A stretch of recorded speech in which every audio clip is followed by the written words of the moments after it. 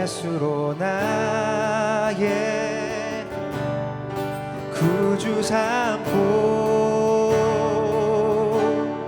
성령의 피로써 거듭나니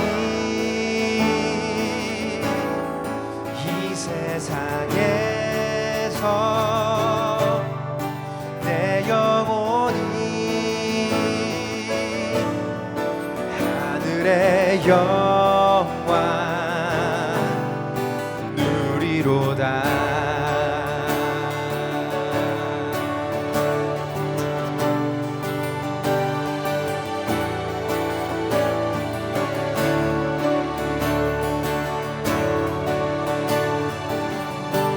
다시 한번 고백합니다. 예수로 나의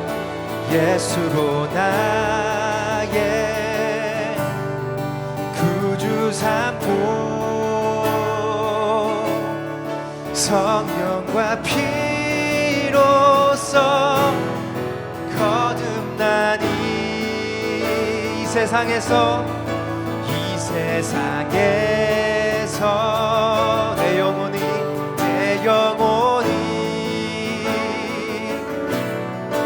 하늘의 영광 누리로다. 이것이 나의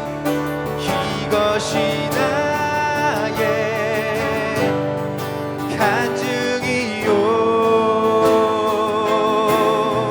이것이 나의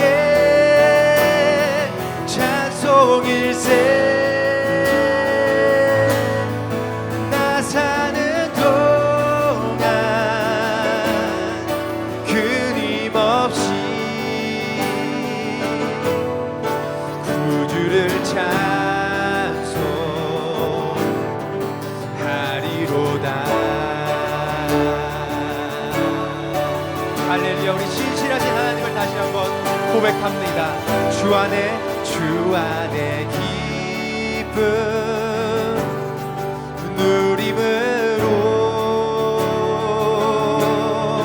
마음의 풍랑이 잔잔하니 세상과 나는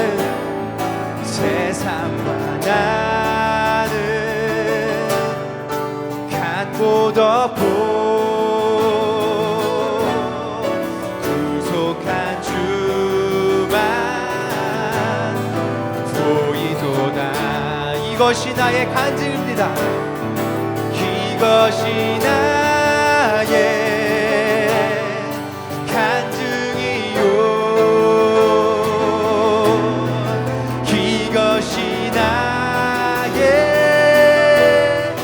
찬송일세.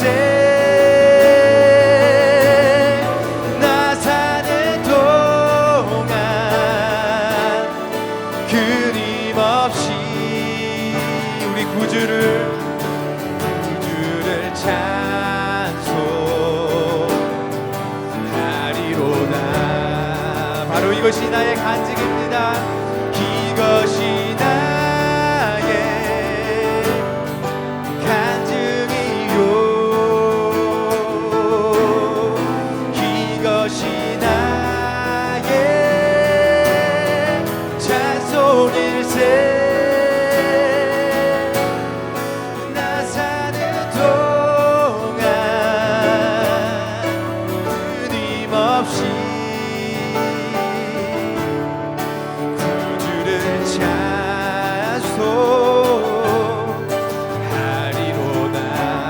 마지막으로 고백합니다. 이것이 나의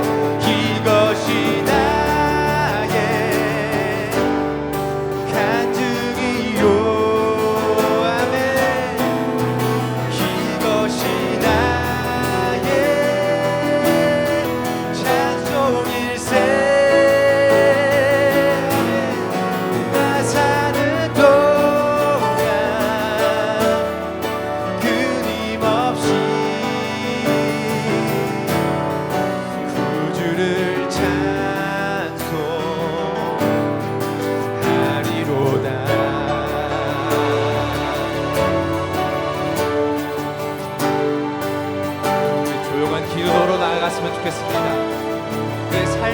되신 주님께 우리의 모든 것을 맡겨드리며 우리 기도 가운데로 나아가시겠습니다.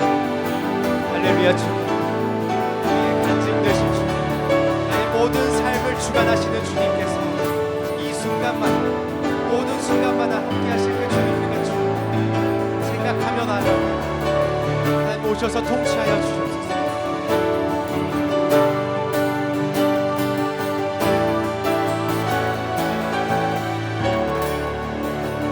할렐루야. 우리의 삶의 주인 되신 하나님께 우리의 감사의 영광의 박수를 올려드리겠습니다. 할렐루야.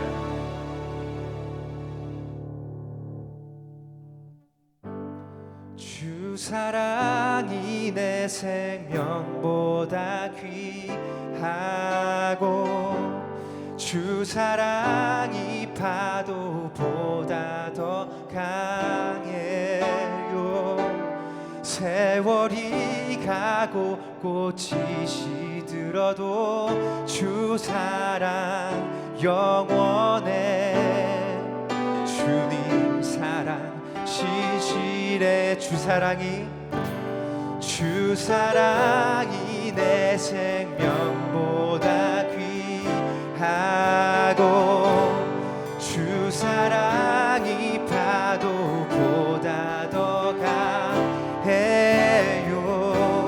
세월이 가고 꽃이 시들어도 주 사랑 영원해. 주님 사랑 신실해요.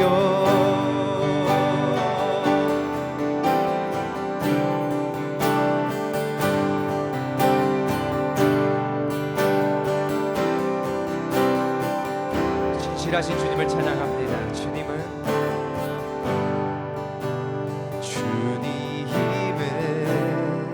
신실하고 항상 거기 계시네. 주 사랑을 뭐라 할까. 같은 부분 고백합니다. 주님은 신실하고 항상 거기 계시네. 주 사랑을 뭐라 할까. 주 사랑이 내 생명보다 귀하고 주 사랑이 파도보다 더 강해요. 세월이 가고 꽃이 시들어도 주 사랑 영원해. 주님 사랑 신실. 주 사랑이 내 생명보다 귀하고 주 사랑이 파도보다 더 강해요. 세월이 가고 꽃이 시들어도 주 사랑 영원해. 주님 다시 한번 고백합니다. 주 사랑이 내 생명보다 귀하고 주 사랑이 파도보다 더 강해요.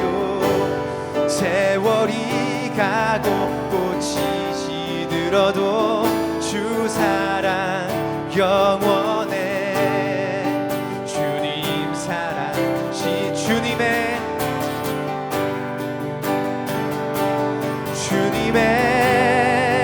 그 모든 것이 내 삶을 가득 채우네.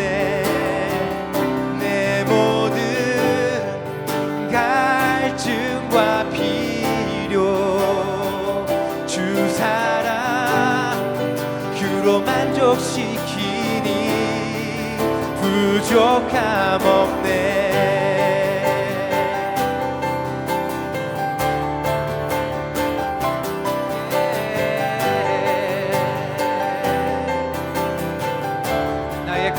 시작.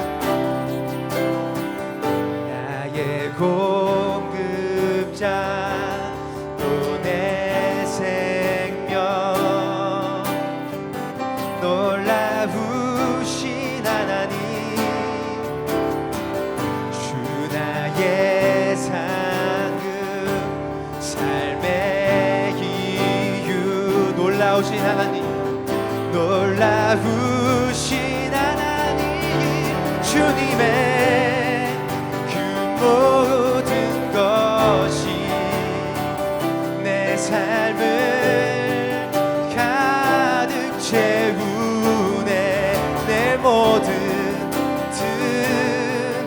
갈증과 필요 주 사랑으로 만족시키니 주님의 모든 것이 주님의 그 모든 것이 내 삶을 가득 채우네. 내 모든 갈증과 필요 주 사랑으로 만족시키니 부족함 없네.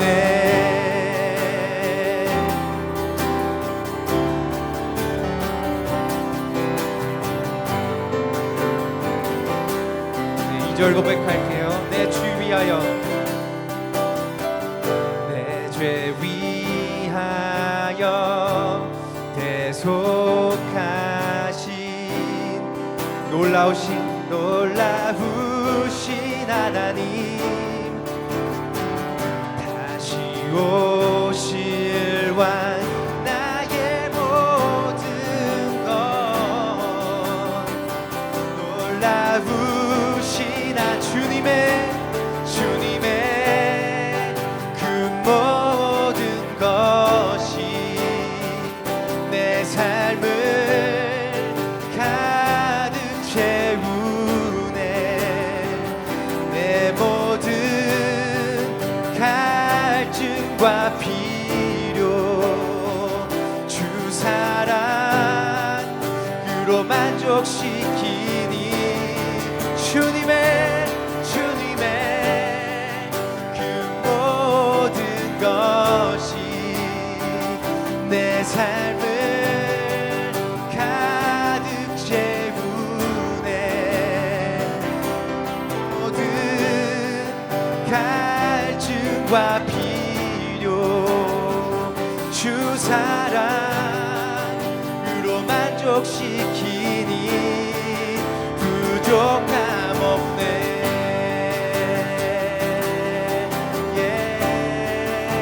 부족함 없네.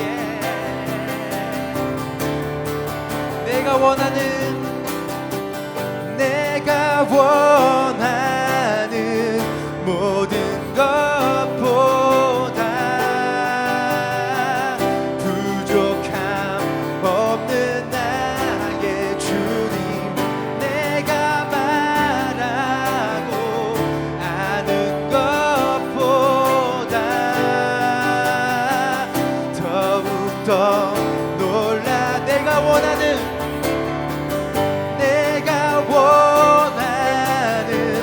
모든 것보다 부족함 없는 나의 주님 말하고 아는 것보다 더욱더 놀라우신 주님의 그 모든 것이 내 삶을 가득 채우네. 내 모든 갈증과 필요 주 사랑으로 만족시키니 부족함 없네.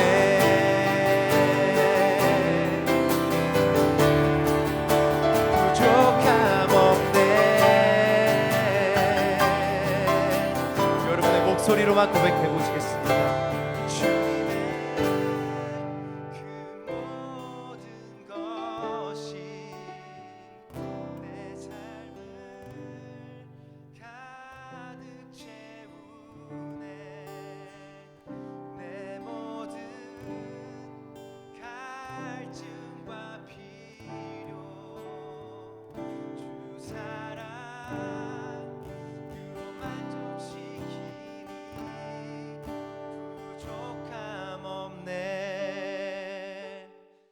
오늘 야고보서 강해 계속 진행 중이죠.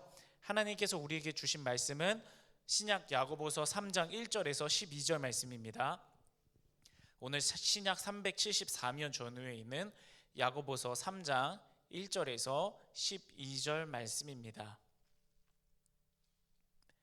말씀이 좀 긴데요, 우리 한 절씩 같이 이제 말씀을 음미하듯이 그렇게 같이 1절부터 12절까지 합독하겠습니다. 시작. 내 형제들아, 너희는 선생된 우리가 더 큰 심판을 받을 줄 알고 선생이 많이 되지 말라. 우리가 다 실수가 많으니 만일 말에 실수가 없는 자라면 곧 온전한 사람이라. 능히 온 몸도 굴레 씌우리라. 우리가 말들의 입에 재갈 물리는 것은 우리에게 순종하게 하려고 그 온 몸을 제어하는 것이라. 또 배를 보라. 그렇게 크고 광풍에 밀려가는 것들을 지극히 작은 키로서 사공의 뜻대로 운행하나니 이와 같이 혀도 작은 지체로 돼 큰 것을 자랑하도다. 보라, 얼마나 작은 불이 얼마나 많은 나무를 태우는가. 혀는 곧 불이요 불의의 색이라. 혀는 우리 지체 중에서 온 몸을 더럽히고 삶의 수레바퀴를 불사르나니 그 사르는 것이 지옥불에서 나느니라. 여러 종류의 짐승과 새와 벌레와 바다의 생물은 다 사람의 길들일 수 있고 길들여 왔거니와 혀는 능히 길들일 사람이 없나니 쉬지 아니하는 악이요 죽이는 독이 가득한 것이라. 이것으로 우리가 주 아버지를 찬송하고 또 이것으로 하나님의 형상대로 지음을 받은 사람을 저주하나니 한 입에서 찬송과 저주가 나오는도다. 내 형제들아, 이것이 마땅하지 아니하니라. 샘이 한 구멍으로 어찌 단물과 쓴물을 내겠느냐. 내 형제들아, 어찌 무화과 나무가 감람 열매를 포도나무가 무화과를 맺겠느냐. 이와 같이 짠물이 단물을 내지 못하느니라. 아멘. 거룩하신 하나님의 말씀입니다. 아멘. 옛날 이야기 좀 할게요, 여러분. 푸주간이 있었습니다. 옛날에 한 푸주간이 있었는데 그 푸주간 주인이 있었어요. 그 주인의 이름은 개똥이었습니다. 어느 날 양반이 고기를 사러 왔어요. 그래서 딱 이야기하는, 개똥아, 고기 한 근만 가져오너라. 그러니까 푸주간 주인 개똥이가 고기 한 근을 썰어서 줬습니다. 자, 그런데 그 양반이 고기를 받아들고 이제 나가려고 하는데 한 옷차림이 남루한 선비가 딱 들어오는 거예요. 그러더니 그 선비가 이제 하는 말이, 이보시오 박서방, 고기 한 근만 주십시오, 그러는 거예요. 그래서 그 푸주간 주인이 또 고기를 똑같이 한 근을 썰어서 줬는데 양반이 나가다가 뭔가 이상한 거예요. 보니까 똑같이 한 근을 달라고 했는데 그 선비에게 썰어준 고기가 훨씬 더 큰 거예요. 그래가지고 양반이 기분이 나쁘잖아요. 그래서 막 따졌어요. 아니 개똥아, 똑같이 한 근을 썰어달라고 했는데 왜 나는 이만큼밖에 안 주고 저 선비한테는 저렇게 많이 떼어주느냐 그랬거든요. 그러니까 그 푸주간 주인이 이렇게 말했어요. 양반님, 나으리에게 썰어준 것은 개똥이가 썰어준 거고 선비님에게 썰어준 것은 박서방이 썰어준 겁니다. 그런 거예요. 그래서 둘 사이에 차이가 나게 된 원인이 뭐예요? 말이에요. 말을 어떻게 하느냐. 여러분, 우리가 말을 잘 써야 돼요. 말로 절대로 상처를 주면 안 됩니다. 말이 무서운 점은요, 내가 의도하지 않았던지 간에 상관없이 상대방의 가슴에 상처를 줄 수 있다는 거예요. 이 이야기에서 말한 것처럼 말이 제일 아파요. 사실은 어떠한 상처보다 사실은 말이 제일 아프고 말이 치료하기가 가장 어려운 것 중에 하나입니다. 그러므로 이 선비가 말한 것처럼 항상 말은 하는 나의 입장이 아니라 그 말을 받는 사람의 입장을 꼭 생각을 하면서 말을 해야 됩니다. 또 중요한 것은요, 저는 이 이야기를 처음 들었을 때 굉장히 통쾌했어요. 왜냐하면 말에 상처받지 말자.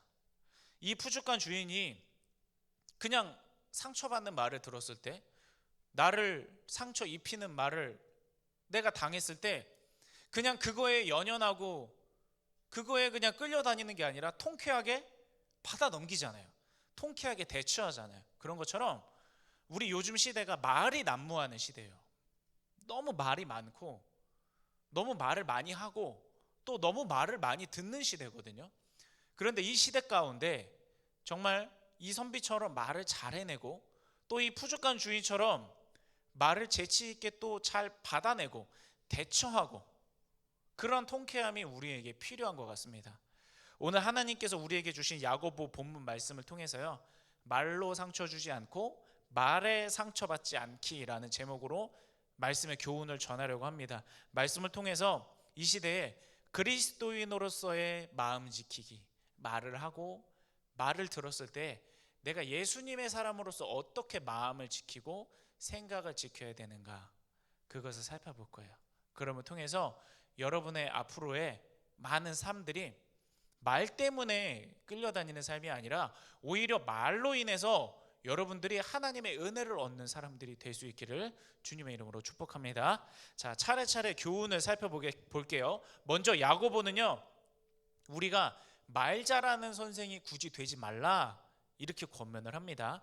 오늘 본문 야고보서 3장 1절에서 2절을 보겠습니다. 내 형제들아, 너희는 선생된 우리가 더 큰 심판을 받을 줄 알고 선생이 많이 되지 말라. 우리가 다 실수가 많으니 만일 말에 실수가 없는 자라면 곧 온전한 사람이라 능히 온 몸도 굴레 씌우리라. 아멘. 선생은 말로 가르치는 사람이죠. 그리고 당연히 선생이 더 엄격한 기준을 적용받게 됩니다. 말에 실수가 나면 더 큰 판단을 받게 되는 거죠. 예전에 이제 김영삼 대통령이라는 분이 계세요. 그분이 조선 총독부에 웃어요. 조선 총독부 폭파할 때 무슨 말을 했냐면 이런 말을 했어요. 내가 일본 놈들 버르장머리를 고쳐준다, 이런 말을 하면서 조선 총독부를 폭파했거든요. 물론 우리 한국 사람의 감정으로 봤을 때는 좀 통쾌할 수 있어요. 그런데 대통령이라는 직책을 가지고 있잖아요.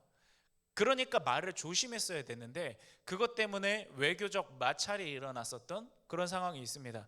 우리도 마찬가지로 내가 어떤 자리에 있는가, 내가 어떠한 관계를 갖고 있는가, 내 말이 이 사람에게 어떤 영향력을 끼쳐질 수 있는가, 그런 것들이 굉장히 중요해요.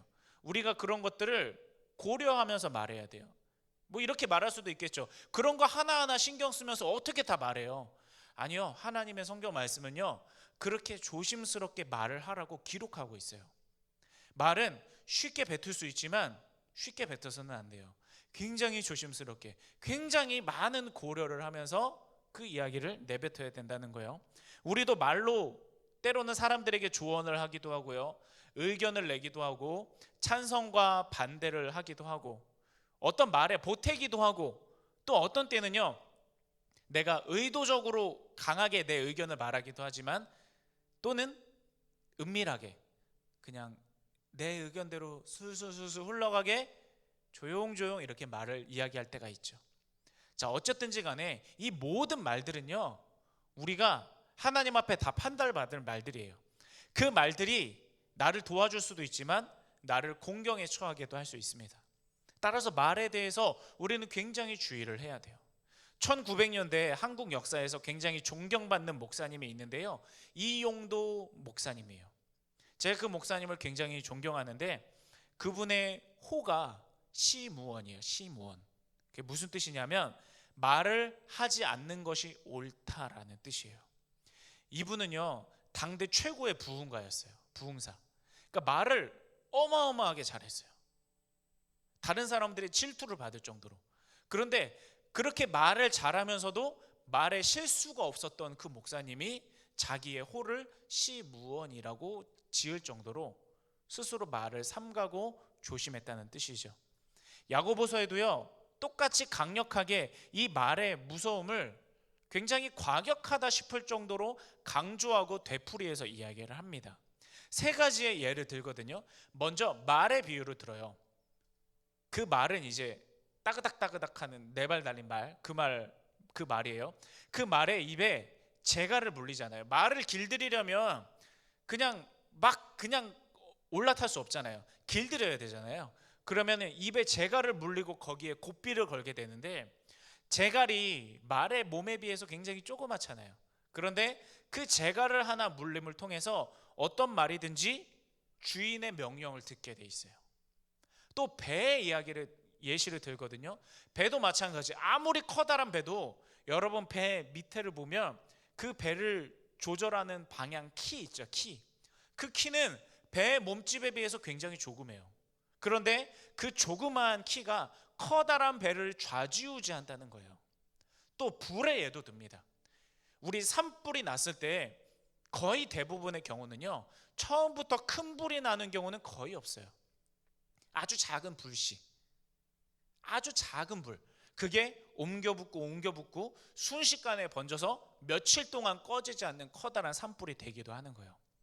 그것처럼 우리가 내뱉는 말도요, 굉장히 작게 보일 수 있어요. 우리의 말을 해내는 우리 사람의 몸, 이 새치혀가 우리가 가장 다루기 쉽고 또 보잘것없는 지체일 것처럼 느껴질 때도 있는데요, 이 혀에서 나오는 말의 권세가 상당하다는 거예요. 야고보서 3장 6절에서 8절에서는 이 말이 얼마나 중요한지, 말을 해내는 것에 대해서, 혀를 관리하는 것이 얼마나 중요한지에 대해서 강력하게 말씀하고 있습니다. 어떻게까지 말하나 보세요. 혀는 곧 불이요, 불태우는 불이래요. 불의의 세계라. 혀는 우리 지체 중에서 온 몸을 더럽히고 삶의 수레바퀴를 불살르나니, 이거는 우리의 인생 전체가 말 한마디로 다 불살라줄 수 있다는 뜻이에요. 그 사르는 것이 마치 지옥불에서 나는 것과 같을 정도로 맹렬하고 무섭다는 뜻입니다. 여러 종류의 짐승과 새와 벌레와 바다의 생물은 다 길들일 수 있고 또 길들여 왔지만 혀는 능히 길들일 사람이 없나니, 성경에서 그렇게 말할 정도예요. 감히 혀를 길들일 사람은 없었다라고 아예 못을 박을 정도로 이 혀를 쓰는 것이 굉장히 어려운 일이라는 거예요. 쉬지 아니하는 악이요 죽이는 독이 가득한 것이라. 예전에 한번 다큐멘터리인가 뭔가 본 적이 있어요. 사람이 하루에 얼마나 거짓말을 할까. 근데 거기에 참여한 사람들이요, 다 자신만만해요. 나는 하루에 뭐 많아봤자 한 번 할까? 뭐 그렇게 이야기를 하거든요. 그런데 그렇게 자신만만했던 사람, 거기에는 의사도 있고 교수도 있고 또 사회적으로 명망이 있는 사람들도 굉장히 많이 있었어요. 그런데 그 사람들의 하루를 쫙 조사해 보니까 생각보다 거짓말을 너무 많이 하는 거예요. 근데 자기가 거짓말을 한 줄 몰라. 나중에 영상을 돌려보면서요, 아니 내가 이런 말도 했어요? 내가 이렇게 거짓말을 했어요? 내가 이렇게 과장되게 이야기했어요? 자기 자신도 놀랄 정도라는 거예요. 마찬가지로 우리도요, 우리가 말을 조절하고 말을 조심해서 내가 마음대로 하는 것 같지만 사실은 그것이 아니라 우리가 말의 지배를 받을 때가 굉장히 많이 있다는 것입니다. 여러분, 말에는 권세가 있어요. 하나님이 창조하실 때 무엇으로 창조하셨죠? 말씀으로 창조하셨죠. 생겨라, 생겨났고, 나뉘어져라 그러면 나뉘어졌죠. 하나님이 말씀으로 창조하셨어요. 그래서 히브리서에서는 하나님의 말씀이 살아있고 활력이 있다라고 말할 정도예요. 하나님이 내뱉은 말은 마치 생명력을 가진 것 같은 강력한 위력을 가진다는 거예요. 그만큼 하나님의 말씀은 능력이 있거든요. 자, 그런데 우리가 누구로 닮았어요? 하나님을 닮았잖아요.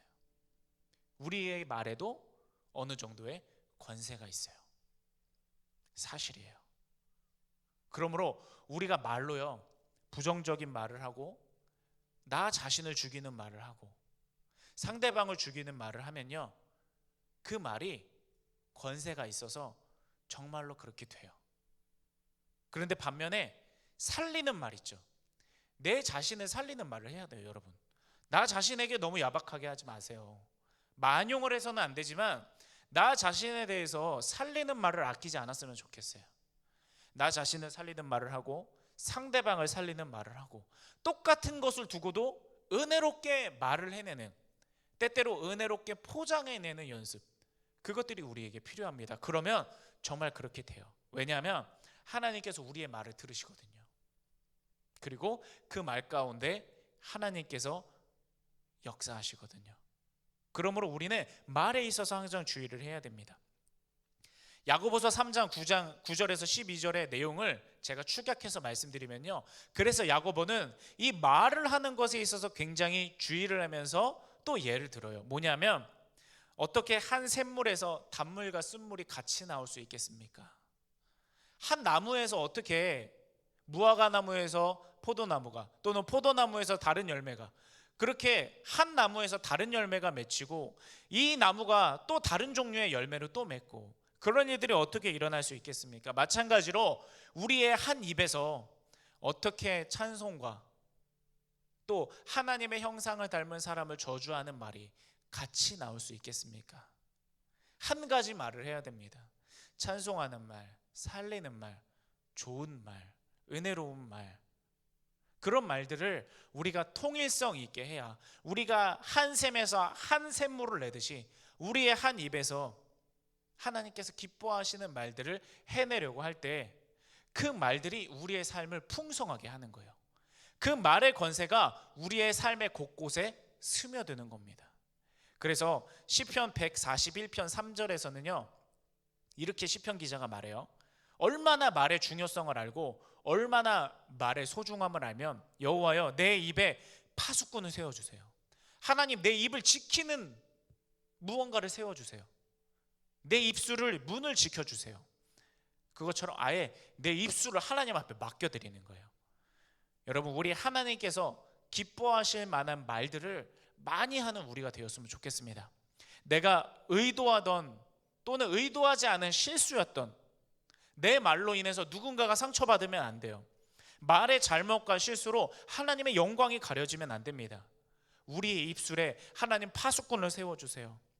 그 입술로 조심하고 기도하고, 또 하나님의 뜻대로 우리가 말을 사용해서 우리가 말로 인해서 정죄를 받는 것이 아니라 말로 인해 하나님을 영광스럽게 하는 사람들이 되기를 바랍니다. 말은요, 내 입에 있을 때는 내 거예요. 그렇죠? 내 입속에 있을 때는 내 거예요. 내가 말을 지배하는 거예요. 그런데 그 말이 내 입술 밖으로 나오면요, 이제부터는 그 말이 나를 지배하기 시작해요. 그래서 저도 이제 하나님의 복음을 전하는 사람이잖아요.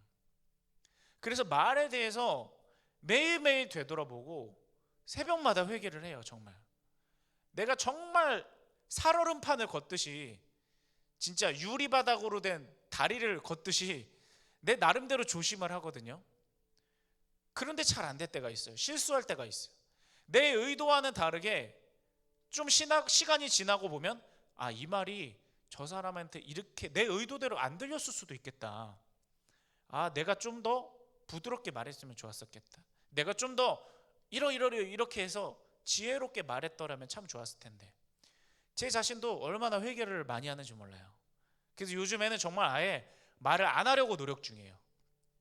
그리고 어떠한 말들이 막 사람들 사이에 있을 때 보태지 않는 거, 거기에 나도 동조해서 어떤 말을 보태지 않는 거, 그런 것들을 요즘 많이 연습을 하고 있어요. 여러분, 우리 함께 연습합시다. 우리가 말의 권세로요, 우리 삶을 풍성하게 하는 데 써야지. 하나님께서 주시는 말의 권세로 우리가 하나님께 은혜 받는 데 써야지, 우리 자신을 망치는 데 쓸 수 없어요. 우리 자신을 손에 입히고 다른 사람들의 마음을 상처 입히는 데 쓸 수 없어요. 우리 다 함께 이 연습을 정말 쉬지 않고 해서 정말 열심히 노력해서 우리 말을 지혜롭게 다스릴 줄 아는 사람들이 됩시다. 우리가 노력한 거에 비해서요, 절대 후회할 일 없을 거예요. 우리가 노력한 것 그 이상으로 말의 은혜로운 권세를 누린다면 우리는 정말 많은 축복을 얻게 될 거예요. 우리 함께 하나님께서 기뻐하시는 말들을 행할 줄 아는, 일관되게 하나님을 영광스럽게 하는 말을 할 줄 아는 우리 모두가 되기를 주님의 이름으로 축복합니다. 자, 여기까지는요, 우리가 말을 하는 것의 중요성에 대해서 말씀드렸어요. 근데 사실은요, 제가 이것도 말씀드리고 싶지만 오늘 이 강단에서 여러분에게 정말 전하고 싶은 말은요, 말을 듣는 법, 그거를 너무 알려주고 싶었어요.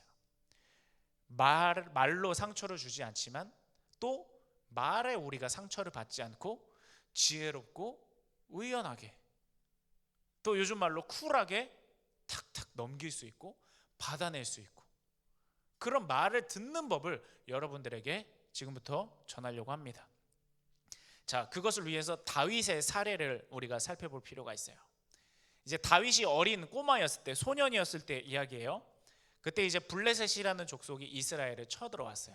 그러니까 지금 이 상황은 이제 블레셋이 골리앗을 앞세워 쳐들어왔을 때, 그렇게 생각하면 여러분 우리가 아주 잘 이해를 할 수가 있게 돼요. 그래서 어린 꼬마 소년이었을 때의 상황인데, 다윗에게 8명의 형이 있었어요. 근데 그 중에서 3명이 전쟁터로 끌려가게 됩니다. 이제 징집이 되게 되는 거죠. 근데 이제 3명이나 아들을 보냈으니까 다윗의 아버지 이새가 얼마나 마음 졸이겠어요. 그렇죠? 아들이 3명이나 가 있는데 잘 지내고 있나, 밥은 잘 먹고 있나, 잠자리는 어떤가, 당연히 걱정이 되죠. 그래서 어느 날 다윗을 불러요. 막내 아들 불러가지고 이제 심부름을 시키는 거예요. 볶은 곡식하고 빵, 이게 형들을 위한, 위로를 주기 위한 간식이죠. 다윗아, 이거 너네 형들한테 가서 좀 갖다 줘. 그러면서 이제 좋은 치즈 한 10덩이 정도를 딱 준비해서 이거는 천부장님에게 잘 좀 갖다 줘. 그러니까 다윗의 아버지는 그거를 하고 싶은 거예요. 이제 천부장님에게도 좀 잘 보여서 우리 아들도 좀 이제 좀 돌봐주세요. 뭐 그런 성의의 표시겠죠. 그런 것들을 전달하기 위해서 이제 다윗에게 심부름을 시켰던 겁니다. 그래서 다윗이 그거를 들고 이제 이스라엘 진영 가운데 가요. 그래서 그거를 전달하려고 딱 하니까 어디선가 막 큰 소리가 막 쩌렁쩌렁하게 들리는 거예요. 보니까 골리앗의 소리였어요. 골리앗이 입에 담지도 못할 저주와 경망스러운 말로 막 하나님을 저주를 하는 거예요. 다윗이 그거를 듣고 가만히 있겠습니까? 가만히 안 있죠. 그래서 주변에 이제 군인 아저씨들을 딱 붙잡고, 아니 지금 골리앗이 우리 하나님을 욕하는데, 우리 하나님의 군대를 욕하는데 왜 이렇게 다들 가만히 있습니까? 지금 뭐 하는 거예요? 이러면서 다윗이 군인 아저씨들하고 막 이야기하고 있었어요. 근데 때마침 그때 다윗의 맏형, 전쟁터에 짐직됐었던 그 맏형인 엘리압이 그 모습을 본 거예요. 그리고 나서 득달같이 다윗에게 달려와서 말하기 시작합니다. 이 엘리압의 말을 여러분 주위에서 보시고, 또 다윗이 이것을 어떻게 받아 넘겨야 되는가, 여러분이 다윗의 입장이 됐다고 생각하고 한번 이 말을 받아 넘겨 보세요. 사무엘상 17장 28절에서 29절입니다. 다윗의 큰 형 엘리압이 다윗이 그들과 하는 이야기를 듣고 그에게 화를 내며 말했습니다. 우리말 성경 번역이에요. 네가 왜 여기 있느냐? 들에 있는 몇 마리 안 되는 양들은 누구한테 맡겼어? 이 건방지고 고집센 녀석. 녀석이라고 했지만 저는 놈이라고 했을 것 같은 그런 느낌이 들더라고요. 이 고집센 놈, 너 싸움 구경하러 온 거지? 그렇게 말한 거예요. 자, 여러분이 다윗의 입장이라고 생각해 보세요. 어떻게 받아 넘길 것 같아요? 다윗은 지금 되게 억울해요. 그래서 이렇게 말한 거예요. 다윗이 말했습니다. 형, 제가 뭐라고 했어요? 지금 이게 무슨 상황이지? 그런 거예요. 다윗이 너무 당황한 거예요. 군사들과 하나님을 욕하는 저 군대에 대해서 이야기한 게 그게 뭐 잘못이에요? 제가 무슨 죄를 지었나요? 근데 엘리압이 막 다윗을 붙잡고 화를 내고 꾸짖고 그러는 거예요. 다윗은 굉장히 화가 났을 것 같아요.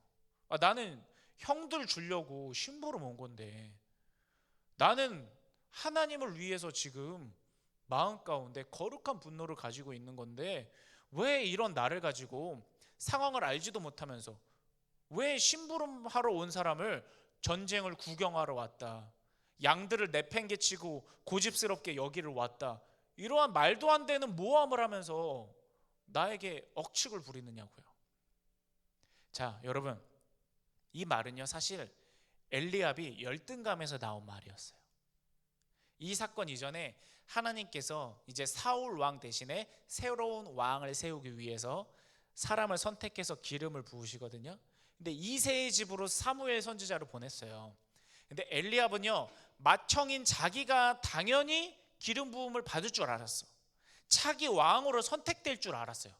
그런데 내가 아니라 저 막내 다윗이 기름 부음을 받은 거예요. 그래서 엘리압은 속으로 어떻게 생각했냐면 이해되지 않는 어떤 분노, 미움, 질투, 마치 다윗이 내 왕위를 빼앗아간 것과 같은 그러한 상실감, 그런 것들을 다윗에게 가졌던 거예요. 그래서 다윗을 보자마자 제가 기름 부음 받았다고 여기 와가지고 지금 까부는 거구나, 티를 내는 거구나, 형들 앞에서 자기가 형들 제치고 왕으로 선택됐다고 지금 다윗이 와서 자랑을 하려는 거구나, 머릿속으로 혼자 그 모든 것들이 상상이 되는 거예요. 자기 혼자 상상을 하고 자기 혼자 화를 내는 거죠. 그러면서 다윗에게 와서 막 퍼붓는 거예요. 뭔가 모함과 나쁜 말들. 자, 그런데 여기서 다윗의 처신이 중요해요. 다윗은 그곳 가운데 딱 왔을 때 여러분 영적인 직감으로 깨달아요. 이게 여러분 하나님의 사람이요, 기도를 해야 되는 이유가 여기 있어요. 다윗은 거기에 도착하자마자 하나님이 자기를 보내신 이유를 깨달아요. 하나님이 나를 형들에게 볶은 곡식이나 빵이나 배달하라고 나를 전장으로 보낸 게 아니다. 하나님이 나를 여기에 보내신 이유가 있구나. 그거는 저 골리앗을 대적해서 싸우게 하시려고 하나님이 나를 보내신 거구나. 다윗은 자기가 할 일을 거기에 도착하자마자 깨달아요. 그렇지 않았다면 심부름하고 얼른 돌아갔겠죠. 근데 그러지 아니하고 군사들하고 이야기를 해요. 저 골리앗이 누구며 지금 현재 이스라엘 군대의 상태가 어떠며 그런 것들을 물어보면서 정보를 수집하거든요. 그러니까 다윗은 영적인 직감으로 깨달은 거예요. 그 직감은 하나님이 주시는 거거든요. 그리고 그 하나님께서 주시는 직감은 하나님과 친해야 받을 수 있어요. 하나님과 가까워야 받을 수 있어요.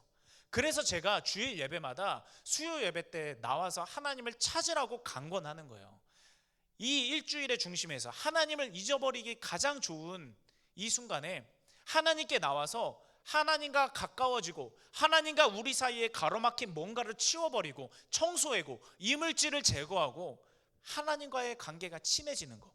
그러면 하나님의 직감이 우리 가운데 깨달아져요.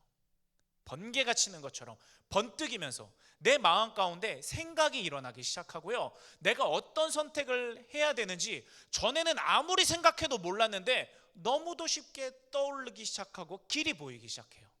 다윗이 마치 그랬다는 거예요. 오자마자 직감적으로 깨달아요. 하나님의 사람이기 때문에. 그러면서 다윗은 아는 거죠. 내가 지금 형이랑 싸울 때가 아니다. 만약에 다윗이 하나님께서 자기에게 주신 사명, 하나님께서 자기를 통해 하시려는 어떤 일, 그것을 발견하지 못했다면요, 형하고 말싸움했을 거예요. 자기 변호하느라 시간 다 보냈을 거예요. 형, 그게 아니라 나 이러해서 온 거야. 근데 형 너무한 거 아니야? 어떻게 나한테 그럴 수 있어? 막 그러면서 시간을 낭비했겠죠. 그 말에 연연하면서 계속 끌려다녔겠죠. 근데 다윗은요, 거기서 마음을 싹 돌려요. 더 이상 형하고 이야기하지 않아요. 다시 군인들과 이야기하고 곧장 사울 왕에게 가서 내가 골리앗하고 싸울 수 있게 해주십시오, 이렇게 요청을 해요. 그리고 나서 어떻게 됐죠? 다윗이 골리앗과 싸워서 승리를 거둬요. 그리고 나서 진짜 하나님께서 선택한 자라는 것을 증명해내 보입니다. 그 전까지는 제가 정말 기름 부음 받은 사람 맞아? 사무엘 선지자가 실수한 거겠지. 다윗의 형들도 그렇게 생각했을지 몰라요. 그런데 그것을 보여주자마자, 결과로 보여주자마자 이제 누구도 다윗을 인정할 수밖에 없게 된 겁니다. 여러분, 이와 같이 우리가 우리에게 상처 주는 말을, 우리에게 깎아내리는 말을, 우리를 의미 없이 공격하는 말을 당했을 때 당장 거기서 단판 짓지 않는 게 중요해요. 어차피 말로 해결 안 돼요. 여러분, 우리 다 알잖아요. 어차피 말로 해결 안 돼요. 그 상황을 지나서 우리가 하나님의 사람으로서 해야 될 일에 집중하면 돼요. 그 말에 연연하기보다는, 끌려다니기보다는 오히려 내가 하나님의 사람으로서 해야 되는 마땅한 일을 해낸다면 나머지는 정리가 돼요. 왜냐? 결과로 증명하거든요. 하나님께서 나머지는 정리해 주실 거거든요. 하나님께서 나중에 진실이 드러나게 하실 거거든요. 그러므로 우리는 하나님께서 나에게 요구하는 일, 내가 하나님의 사람으로서 해야 되는 일, 그것만 묵묵히 해 나가다 보면 우리는 나머지 것들을 능히 극복해낼 수 있습니다. 기억하십시오. 여러분, 사람의 말이 발목 잡을 때, 사람의 말이 나를 붙잡고 나를 괴롭게 할 때 하나님의 말씀으로 떨쳐낼 수 있기를 바랍니다. 우리의 마음 가운데 어떤 말은요, 진짜 돌에 새긴 것처럼 우리 마음에 새겨질 때가 있어요. 저도 막 10년, 15년 전에 들었던 상처받은 말이 안 지워져요. 안 지워질 때가 있더라고요. 그런데 이제는 그 말이 더 이상 저를 발목 잡지 못해요. 왜냐하면 하나님의 말씀이 그것들을 씻어버렸기 때문에, 하나님의 말씀이 그것들을 더 이상 영향력을 발휘할 수 없게 했기 때문에. 여러분, 대꾸하고 결백을 밝혀내고 일일이 사람들에게 설명하고 그런 것도 필요해요. 그런 것도 분명히 필요한 과정이에요. 그렇지만 그것들을 따라가느라 얽히고 설킨 말들에 우리가 고통을 받는 것이 아니라 마치 다윗이 골리앗을 이겨내는 것으로 해명할 필요 없이 저절로 해결된 것처럼 우리가 하나님의 사람으로서 하나님께서 보여주시는 길대로 나아감을 통해서 우리에게 오는 어떤 말들이든, 앞으로 얼마나 많은 말이 우리에게 오겠어요. 그 모든 말들을 우리가 하나님의 사람으로서의 자신감으로 다 받아낼 수 있기를 바랍니다. 누가 나를 비판하고 누가 나를 의미 없이 깎아내리고 모함하고, 여러분, 그 말이 나를 규정하지 않아요. 하나님께서 나에게 하신 말이 나를 규정하는 거예요. 너는 자녀라. 너는 하나님의 사람이라. 너는 내가 십자가에 달리기까지 사랑한 내 사람이라.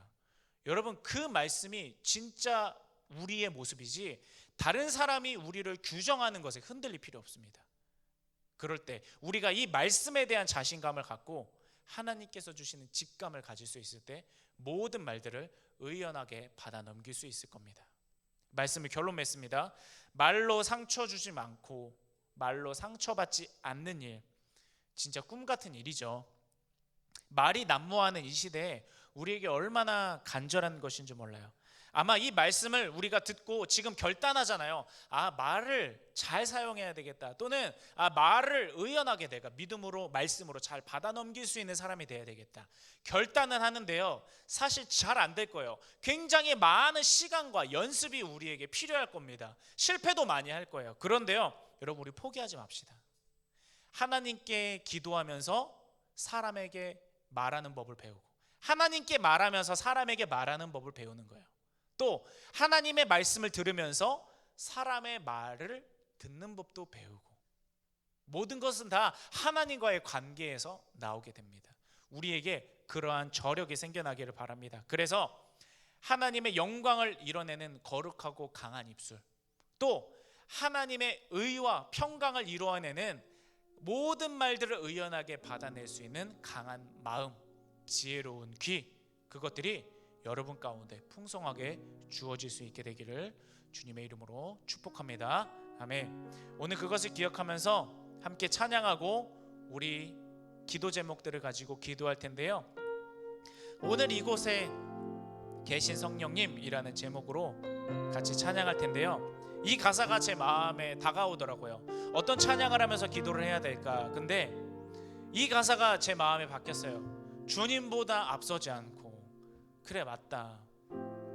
내가 말을 하기 전에, 무언가를 하기 전에 한 호흡 멈춰서서 주님보다 앞서지 않는다면 참 많은 실수를 줄이고 거룩함을 이뤄낼 수 있겠다. 그리고 우리가 말을 들을 때도, 상황을 마주할 때도 마찬가지예요. 내가 주님보다 앞서서 그냥 곧바로 반응하고 그냥 곧바로 내가 화내고 기뻐하고 울고 웃고 그러는 것이 아니라 주님 안에서 그 상황을 조금 더 침착하게 바라보고 주님 안에서 영적으로 해석하고 주님 안에서 좀 은혜롭게 그 상황을 풀어간다면 내 삶의 참 많은 부분이 회복될 수 있겠다, 그런 생각을 했어요. 우리 그 마음 가지고 함께 찬양합시다. 오늘 이곳에 계신 성령님 우리를 붙잡아 주시고 마음과 생각을 지켜주시고 입술에 파수꾼도 세워주시고 우리 가슴에 새긴 콕콕 찌르는 그 오래된 아픈 말들을 하나님의 말씀으로 싹 지워주시고 그래서 주님보다 앞서지 않고 주님과 동행하는 우리 삶이 되게 하여 주소서. 그 기도의 마음으로 함께 찬양하며 나아가겠습니다.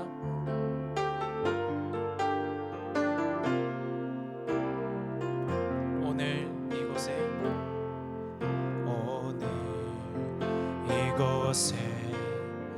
계신 성령님 우리에게 말씀하시고 우릴 가르치소서. 다친 우리 맘 열어주시고 주의 빛으로 밝혀 우릴 인도하소서. 오늘 이곳에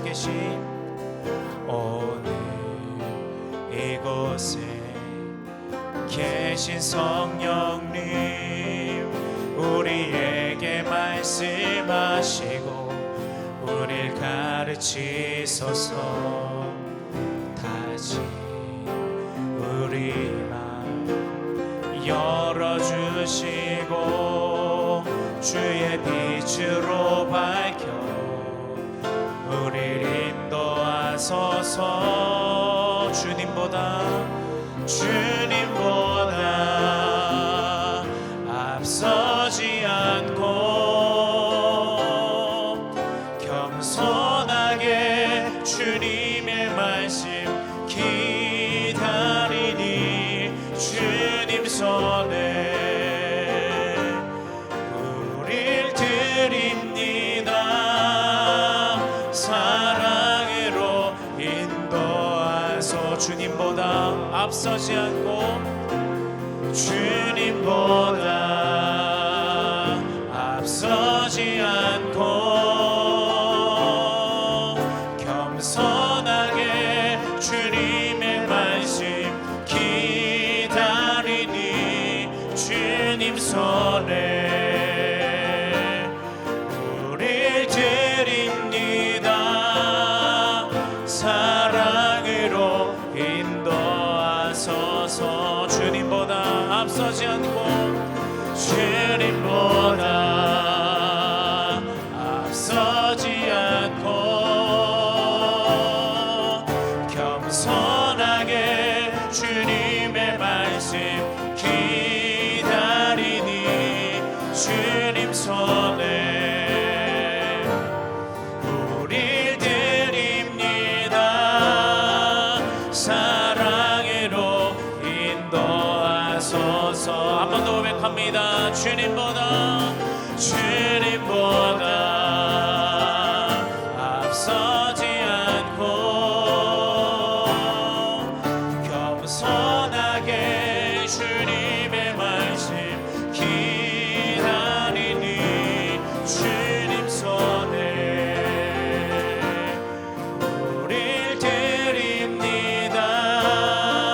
사랑으로 인도하소서. 창조하신